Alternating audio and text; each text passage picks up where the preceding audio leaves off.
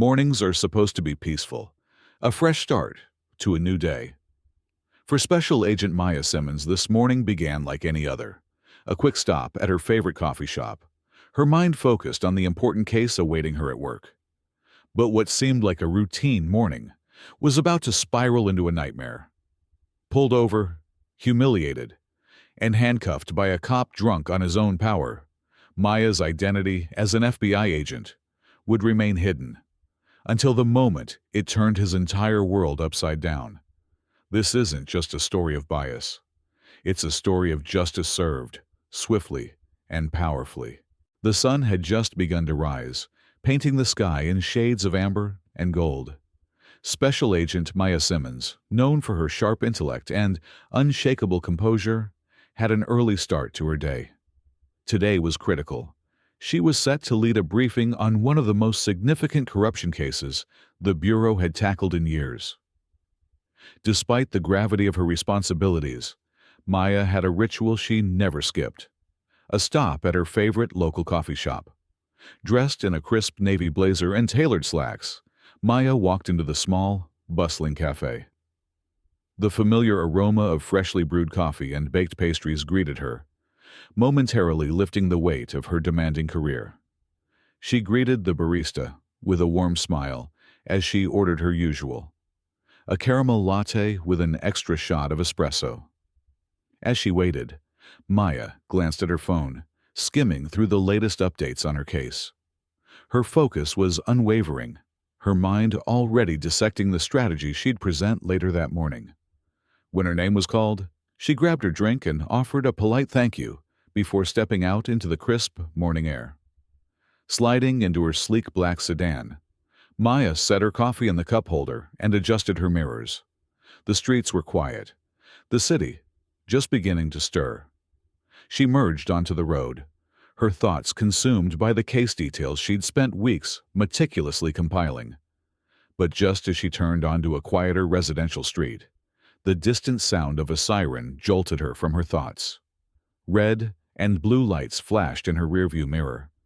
A police cruiser was tailing her, its siren wailing once to signal her to pull over.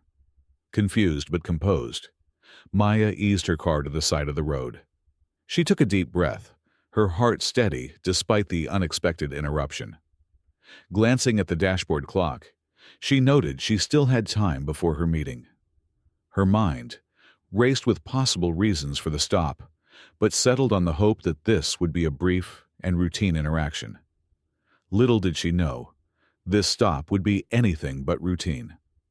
As she lowered her window, the morning air carried the heavy footsteps of Officer Greg Miller approaching her vehicle. His shadow loomed over her window, his presence demanding attention. His voice was sharp and brisk as he said, "License and registration."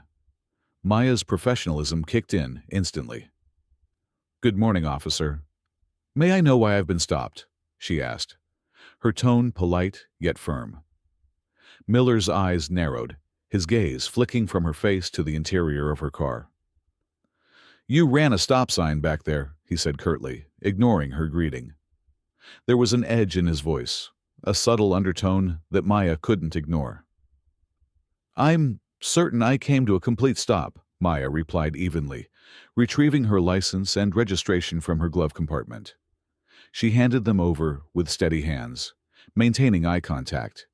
Miller took the documents without so much as a glance at her license. Instead, his focus shifted to her car, scanning it with a look of suspicion.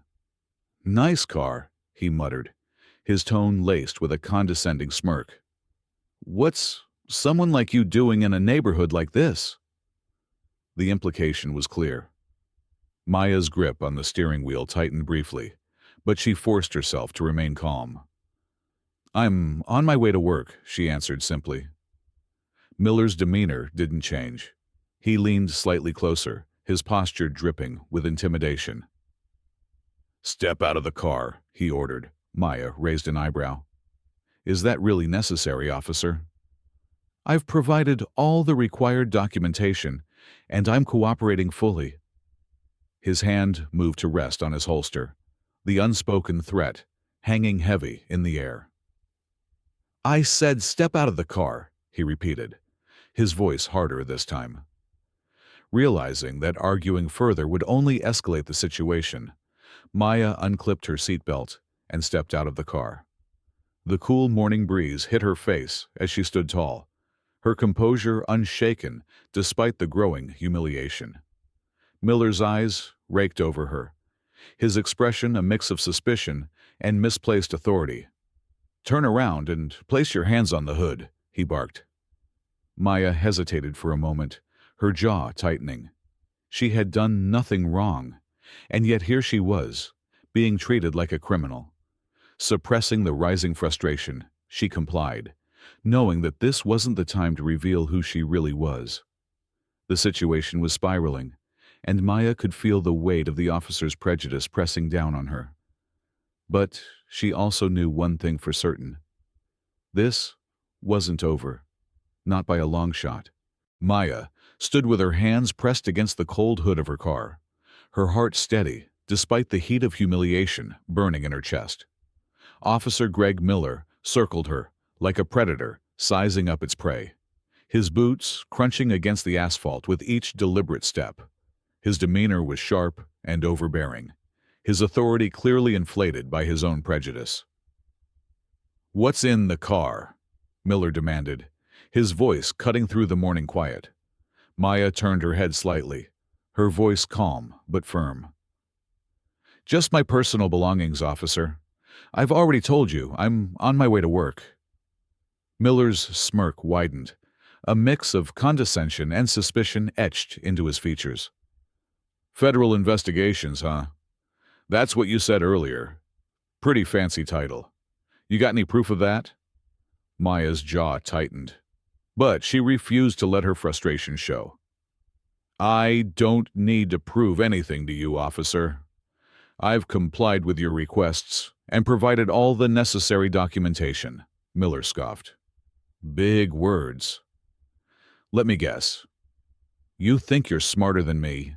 You think you can just talk your way out of this?" Before Maya could respond, he stepped closer, his posture invasive. "People like you," he muttered under his breath, though just loud enough for her to hear, "always have something to hide." The words hung heavy in the air, their meaning unmistakable. Maya's pulse quickened, but her face remained impassive.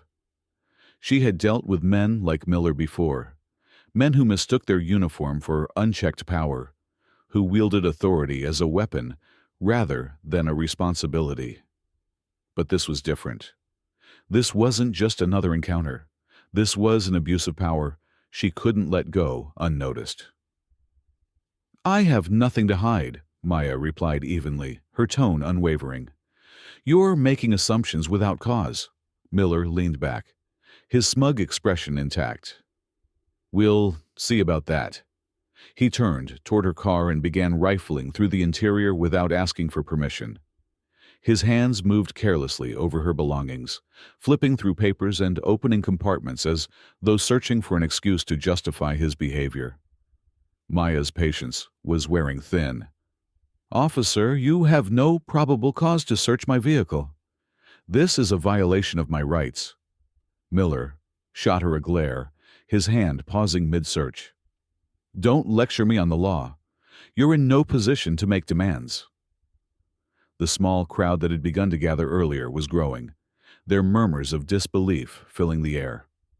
Phones were raised, cameras recording every moment of the escalating encounter.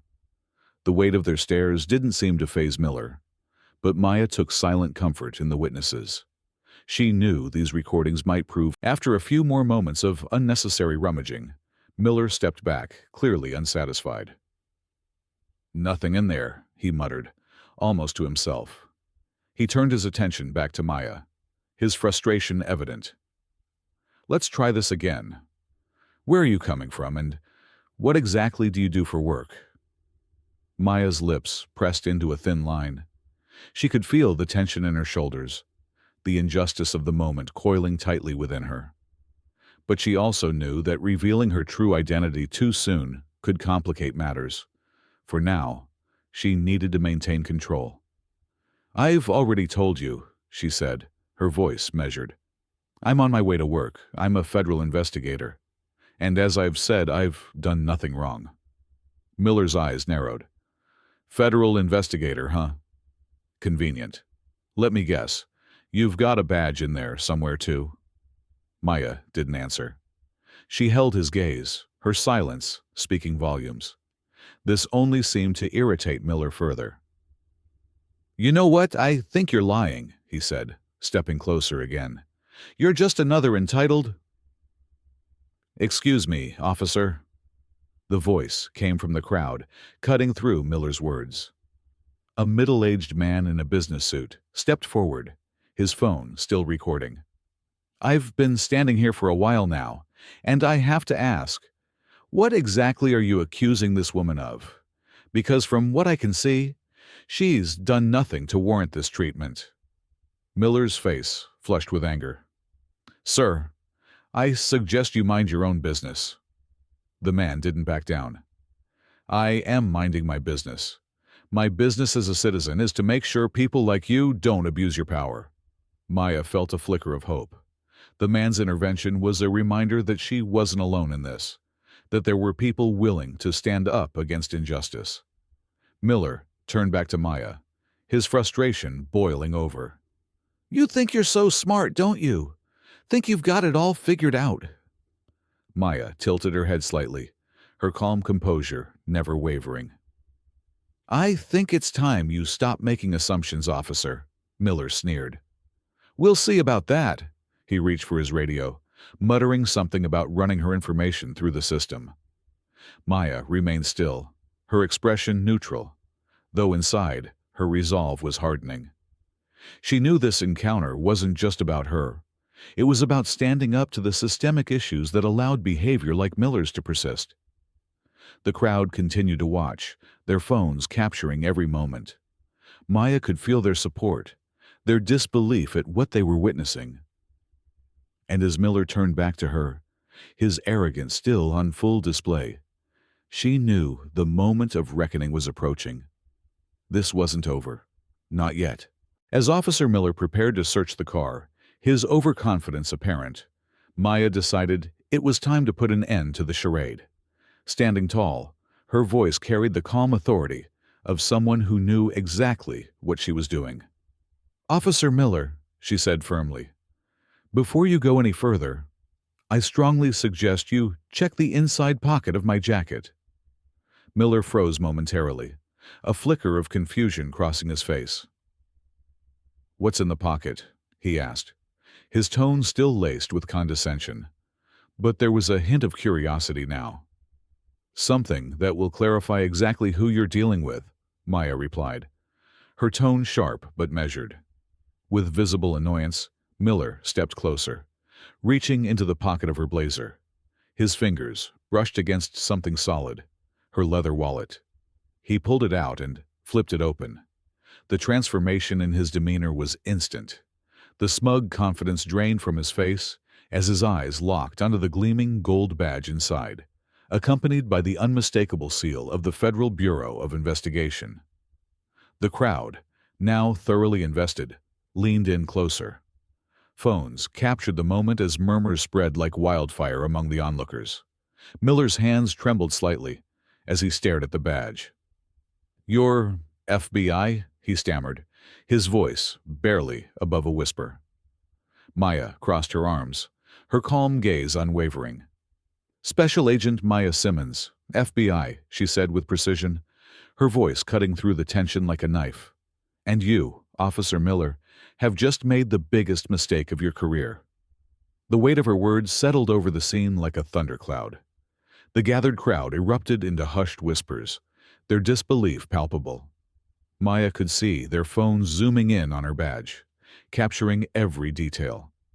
Miller stepped back, his face pale, the full gravity of the situation sinking in. I didn't know," he stammered weakly, his earlier arrogance now replaced with visible panic. "And that's the problem," Maya said sharply, taking a step closer. "You didn't care to know. You didn't bother to assess the situation objectively. You saw my skin color and made your judgment. That's not just unprofessional. It's a violation of the oath you swore to uphold." Miller's mouth opened and closed like a fish out of water, but no words came. He seemed to shrink under the weight of her steady gaze. By now, the murmurs of the crowd had grown louder, some calling out questions, others shaking their heads in disgust. One voice rose above the rest, a man who had been recording the entire encounter. "Justice, huh? Looks like it's your turn to be held accountable, officer." Maya turned back to Miller, her voice lowering but carrying no less force. "I'll be reporting this to your department. Your behavior here today will be documented, and you will answer for it. You can count on that." Miller looked like he wanted to disappear. The authority he'd wielded moments ago had evaporated, leaving behind a man who realized his power had limits, and that he had crossed them.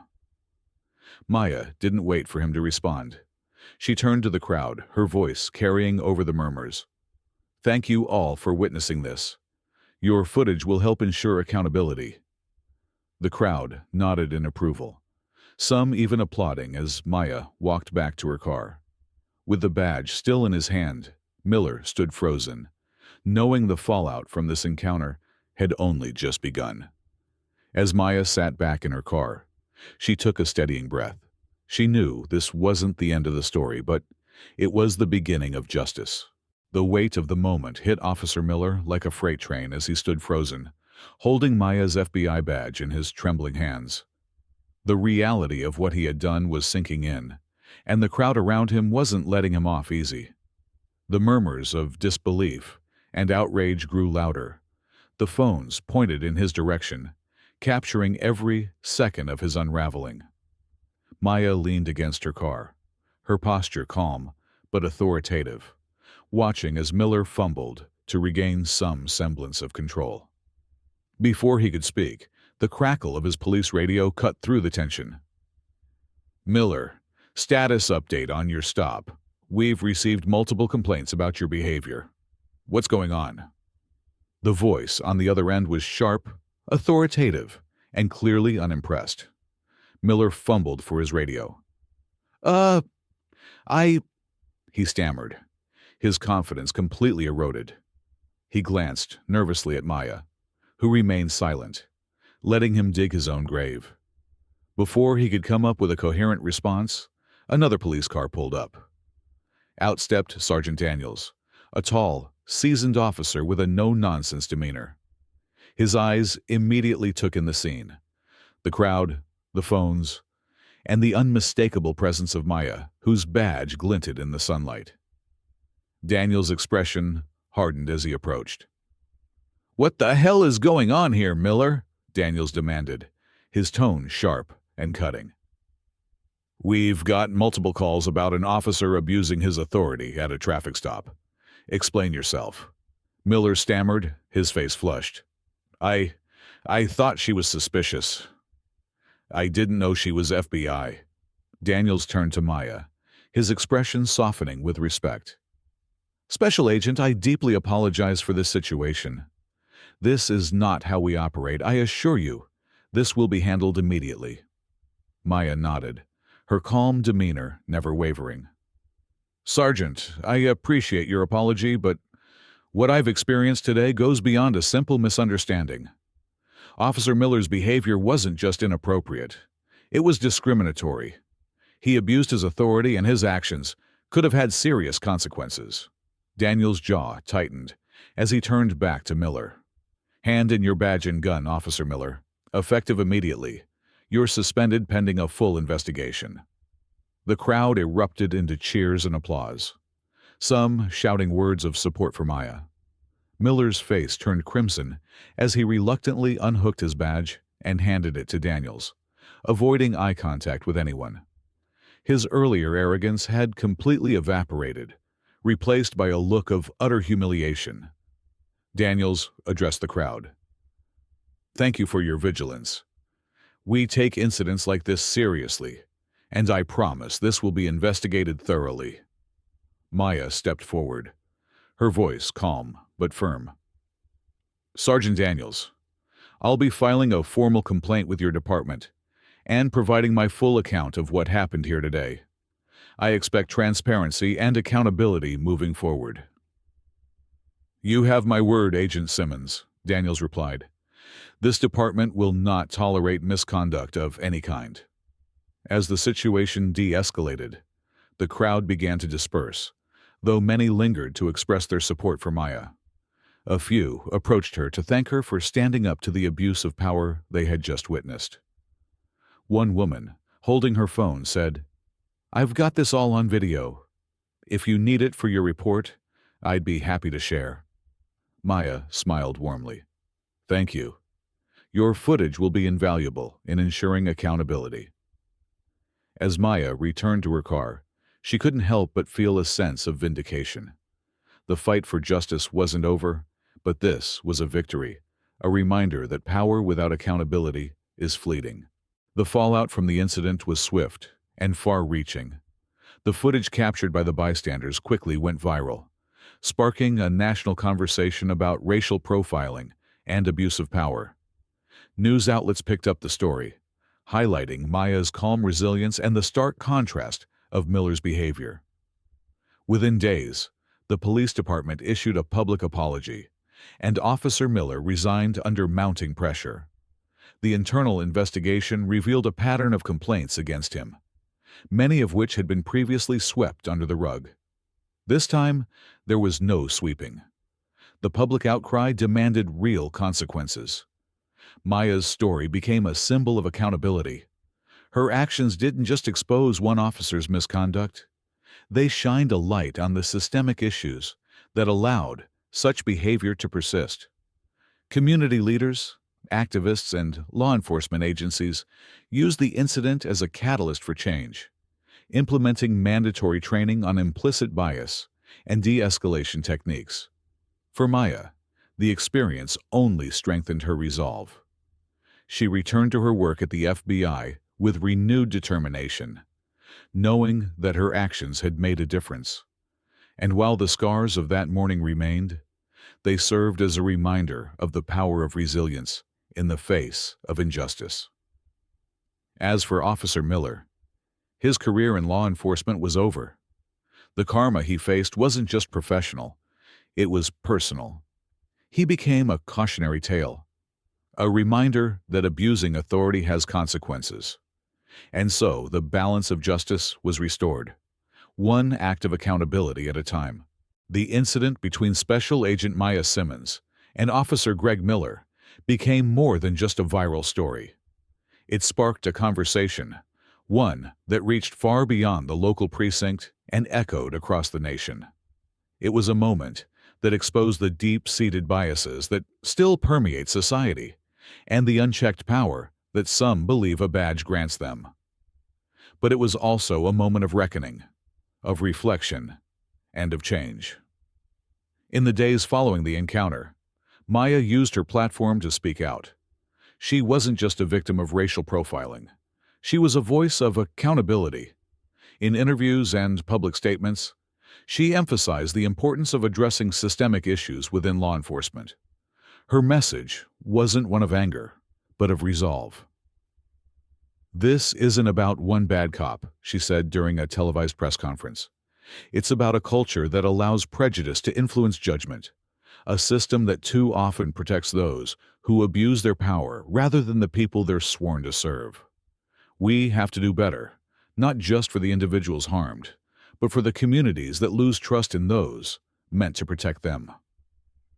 Her words resonated deeply, sparking community forums, debates, and calls for reform. People from all walks of life began sharing their own stories of injustice, and the pressure for accountability grew stronger. In response to the public outcry, the police department announced sweeping changes.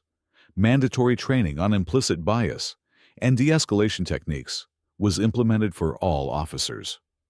An independent oversight committee was established to review complaints of misconduct, ensuring transparency and fairness.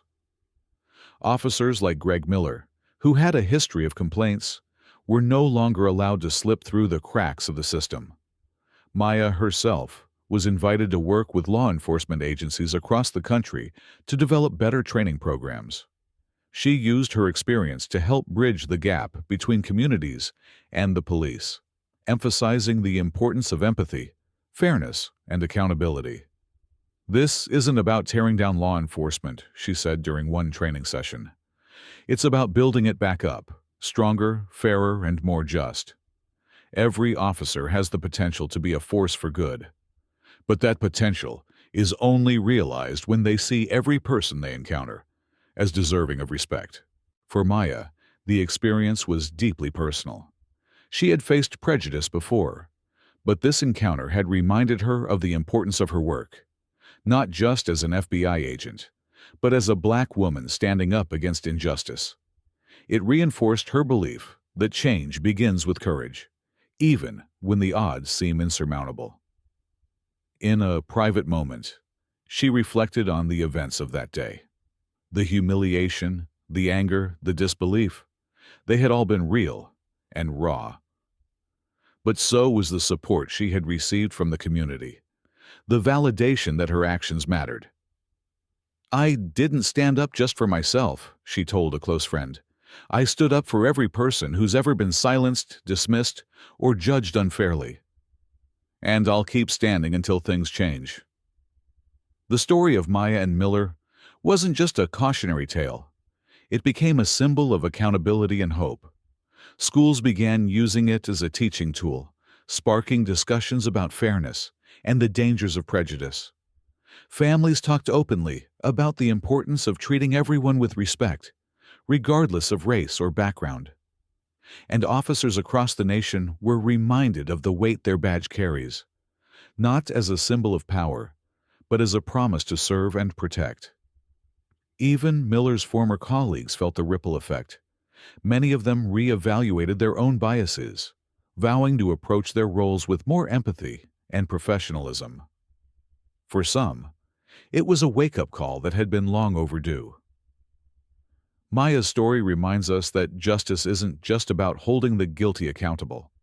It's about creating a world where everyone is treated with dignity and fairness. It's about ensuring that those in power are not above the law, but bound by it. And it's about the courage to stand up, speak out, and demand better. As Maya said in one of her final interviews on the incident, "Change doesn't come overnight. It takes effort, courage, and persistence. But it starts with moments like these. Moments where we refuse to stay silent, refuse to let injustice win. Because when we stand together, we can create a system where justice truly is for all." And so, while the events of that morning began with prejudice and injustice, they ended with a powerful lesson: that accountability is not optional, and the fight for fairness is one we must all take part in. Maya's story was a reminder for all, a call to action that resonated long after the last phone stopped recording. Maya Simmons' story is not just about a single moment of injustice. It's a reflection of the broader fight for accountability, respect, and fairness in our society. It reminds us that power without responsibility is dangerous, and that even in the face of prejudice, standing up for what's right can spark meaningful change. Her courage and composure in the face of humiliation are a testament to the strength it takes to confront injustice head-on. But her story is also a call to action for all of us. Change doesn't come from silence, it comes from speaking out, from holding those in power accountable, and from standing together to demand a better, fairer world. If this story moved you, share it with others. Let it be a conversation starter about the changes we need to make in our communities and the role each of us plays in creating a more just society. And don't forget, your voice matters. Like this video, leave a comment to share your thoughts, and most importantly, share this story with someone who needs to hear it. Together, we can amplify the message and inspire the change we all want to see. Thank you for watching, and remember, justice is a responsibility we all share. Let's work together to make it a reality.